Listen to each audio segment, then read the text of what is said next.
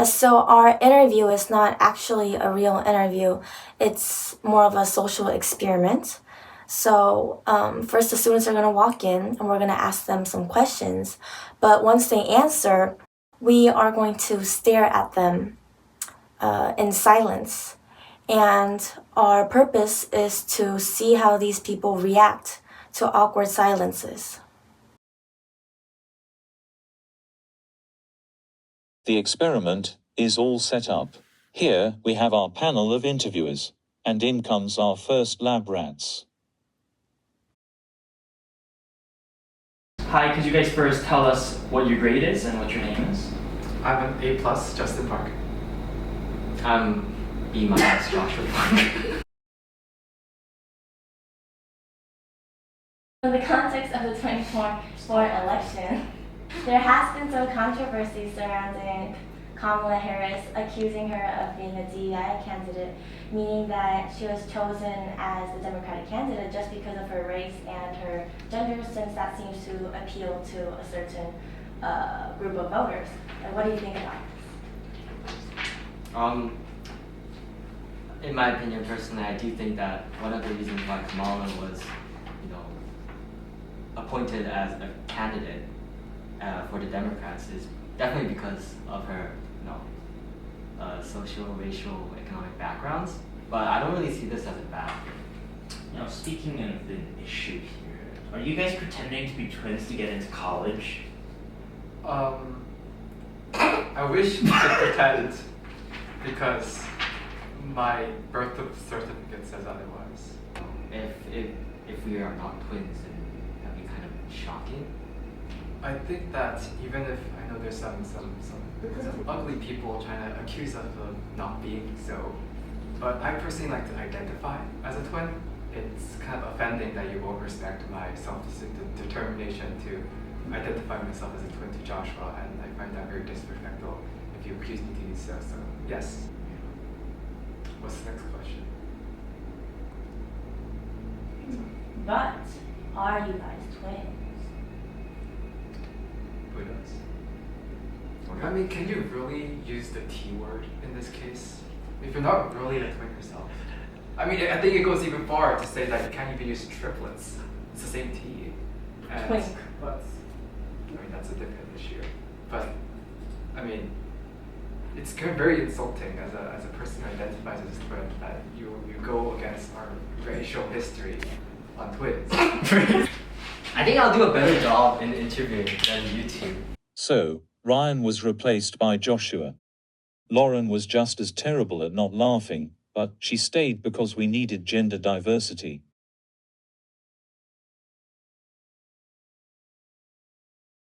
Hi, could you first introduce yourself, tell us your name and your current grade, please? I'm Paul Hahn, I'm 12th grader.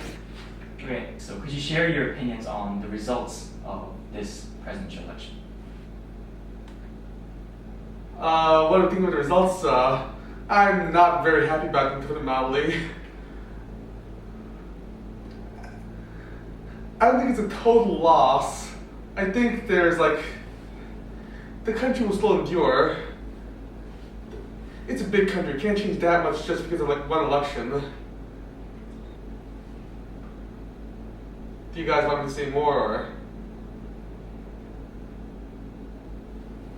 Sorry, this is awkward. Do you have any specific questions?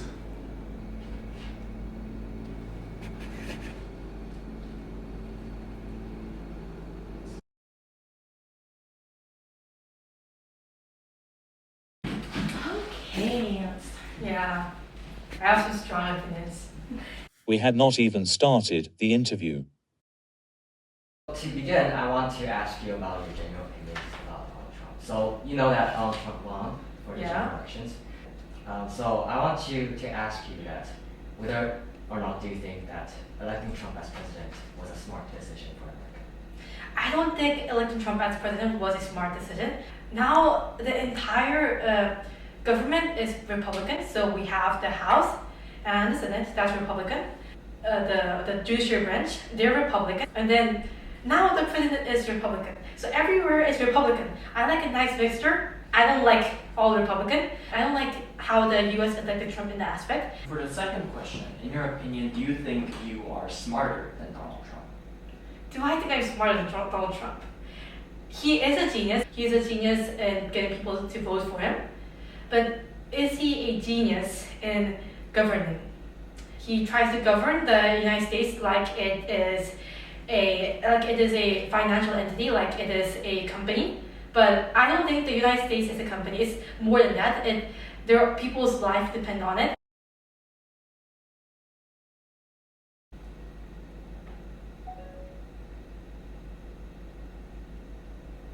Okay, so I think I'm smarter than him in that aspect.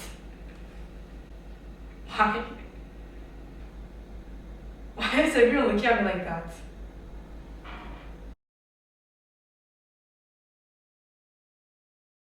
Before we begin, could you please state your name and grade for this interview?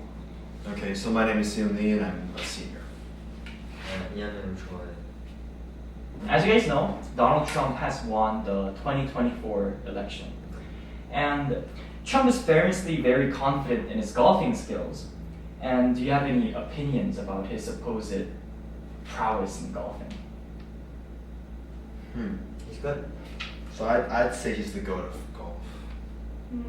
Yeah, so he is very, very confident, and he's confident to the point that he calls himself the Steph Curry of golfing. And speaking of Steph Curry, speaking of him, who do you think is the Steph Curry of the boys' varsity basketball team? Do you think there's anyone in particular that deserves that title?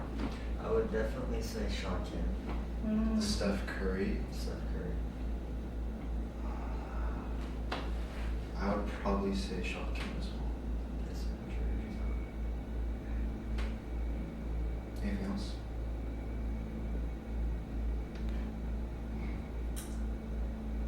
Maybe excuse ourselves.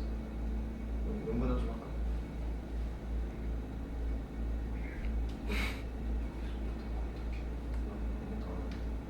뭐 그런 거.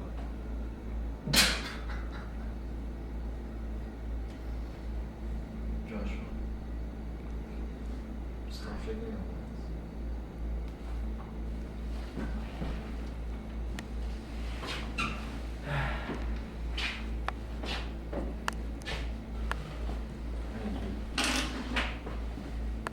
Okay, thank you for the interview.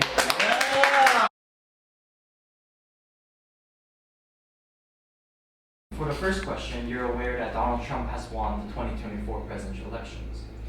And he has famously talked about his golfing skills, and he has even stated that he is the Steph Curry of golfing. What is your opinion on Donald Trump's prowess in golfing? I actually never heard about this, but maybe he has a secret talent. So you're not very informed in the golfing area, but I know you know a lot about basketball. Is that true? Yeah. Okay. Actually, in fact, two of the interviewees that just dropped by right before you, they named Sean Kim the Steph Curry of the boys' varsity basketball team, and he was confident that he was indeed the most valuable player. Do you happen to know anyone named Yuha Lee? Yeah, they thought Sean was better than Yuha. Do you have any comments to make about this?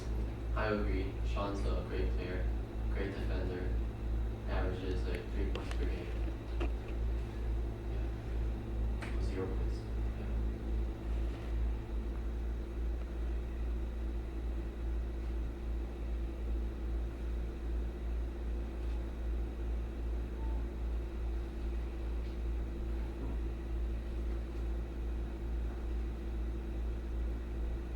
But Sean has raised.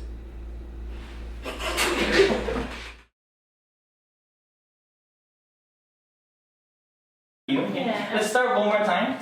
Hi, Christine. Could you please tell us your name? Just said my name.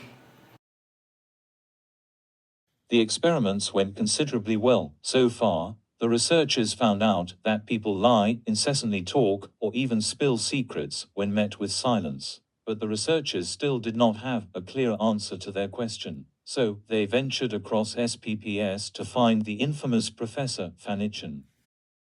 What is the psychology behind the discomfort of silence? So when people experience silence, they often associate that silence with negative judgment, disapproval, feeling they'll be perceived as like boring or uninteresting. And so silence is scary not just because it's unfamiliar, but also because it opens the door to a whole bunch of thoughts.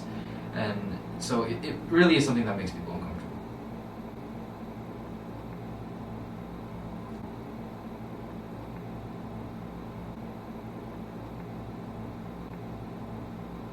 I love Ryan's wife.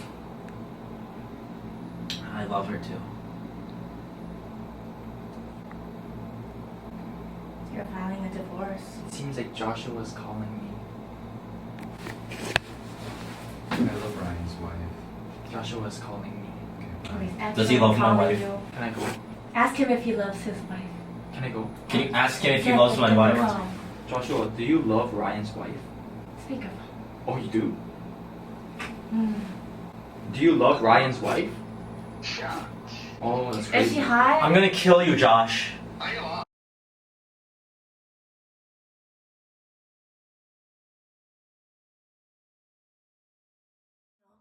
No. All three of us, we got along very, very well. Do you remember what the purpose of this interview is? Do you not know? Do you know? Do you remember? No. What is it? What is it? It's making an awkward silence. Yeah, so why do they keep yapping? Because it's so funny. Why do they keep yapping? I want one. So, okay. Shut the hell up. Okay, our point was to make an awkward silence, but this guy talks about triplets and sex couples. Bro, why are you yapping? Shut up! Because first of all, he's not even white, he's orange. I appreciate it.